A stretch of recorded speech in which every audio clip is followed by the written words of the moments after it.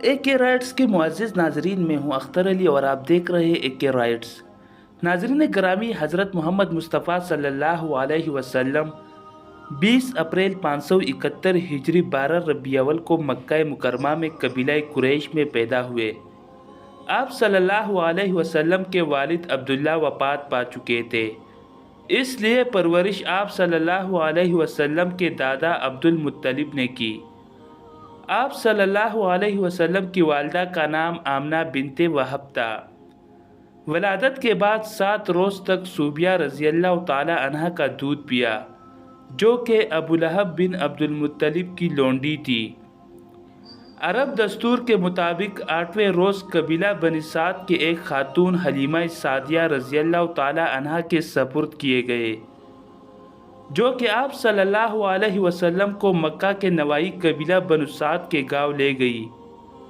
حلیمہ سعدیہ رضی اللہ تعالی عنہ آپ صلی اللہ علیہ وسلم کو ہر 6 ماہ بعد مکہ مکرمہ لاتی تھی۔ آپ صلی اللہ علیہ وسلم 4 عمر کی برس تک بنو سعد میں رہے۔ آپ صلی اللہ علیہ وسلم 6 برس کے تھے کہ والدہ کا انتقال ہو گیا۔ بعد ازاں پرورش اور تربیت پہلے دادا عبد المطلب نے کی۔ جب 8 برس کے ہوئے تو دادا بھی وفات پا گئے۔ اس طرح اپنے چچا ابو طالب کے سائے عاطفت میں آ گئے۔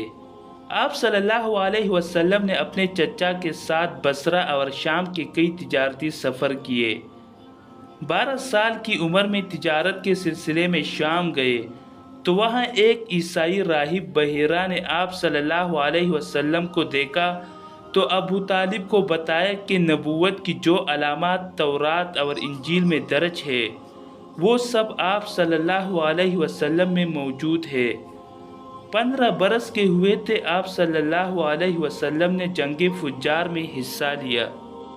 ناظرین گرامی، حضور صلی اللہ علیہ وسلم نے تجارت کو اپنا پیشہ بنا لیا۔ جب 25 برس کے ہوئے تو آپ صلی اللہ علیہ وسلم کا نکاح حضرت خدیجہ رضی اللہ تعالی عنہا سے ہو گیا، جو کہ ایک بیوہ خاتون تھی اور عمر 40 سال تھی۔ آپ صلی اللہ علیہ وسلم کی اولاد میں سے 3 بیٹے اور 4 بیٹیاں حضرت خدیجہ رضی اللہ تعالی عنہا کے بطن سے تھے۔ جب آپ صلی اللہ علیہ وسلم 40 برس کے ہوئے تو ایک دن حسب معمول مکے کے قریب واقع غار حرا میں عبادت کر رہے تھے کہ اللہ تعالیٰ نے فرشتہ جبرائیل علیہ السلام کی وساطت سے آپ صلی اللہ علیہ وسلم کو نبوت کے منصب پر سرفراز کیا۔ فرشتے نے آپ صلی اللہ علیہ وسلم سے کہا، اقرأ باسم ربك الذي خلق خلق الإنسان من علق، یعنی پڑھ اپنے رب کے نام سے جس نے ہر شے کو پیدا کیا اور انسان کو جمے ہوئے خون سے پیدا کیا۔ اس طرح سورہ علق کی یہ آیات پہلی وحی تھی۔ آپ صلی اللہ علیہ وسلم کی نبوت پر سب سے پہلے حضرت ابوبکر صدیق، حضرت خدیجہ، حضرت زید بن حارث، حضرت علی، حضرت عثمان بن عفان، سعد بن ابی وقاص، طلحہ بن عبید اللہ، عبد الرحمن بن عوف، ابو عبیدہ بن جراح اور حضرت زبیر بن عوام رضی اللہ تعالی عنہ ایمان لائے۔ آپ صلی اللہ علیہ وسلم نے جب اسلام کی تبلیغ شروع کی تو مکہ کے قریش نے اس کی مخالفت کی اور مسلمانوں پر ظلم و تشدد شروع کیا۔ اس کے نتیجے میں چند مسلمان ہجرت کر کے حبشہ چلے گئے۔ آخر کار حضور صلی اللہ علیہ وسلم بھی ابوبکر صدیق رضی اللہ تعالی عنہ کے ہمراہ مدینے کی جانب ہجرت کی۔ ناظرین گرامی، یہ واقعہ 622 عیسوی میں پیش آیا۔ مدینہ پہنچنے سے پہلے آپ صلی اللہ علیہ وسلم نے قباء کے مقام پر قیام کیا اور وہاں مسجد قباء کی بنیاد رکھی، جو کہ مسلمانوں کی پہلی مسجد تھی۔ آخر کار مدینے پہنچ کر آپ صلی اللہ علیہ وسلم نے حضرت ابو ایوب انصاری رضی اللہ تعالی عنہ کے گھر پر قیام کیا۔ آپ صلی اللہ علیہ وسلم نے مہاجرین اور انصار میں رشتہ مواخات قائم کر دیا۔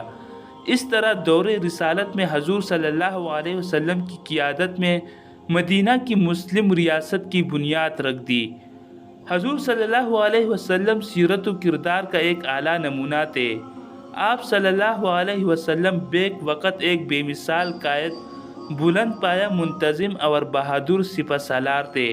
آپ صلی اللہ علیہ وسلم کی قیادت میں مسلمانوں نے صرف کفار مکہ کو شکست دے کر بلکہ 8 ہجری میں مکہ بھی فتح کر لیا اور دیگر کئی قبائل کو اپنا متی بنایا۔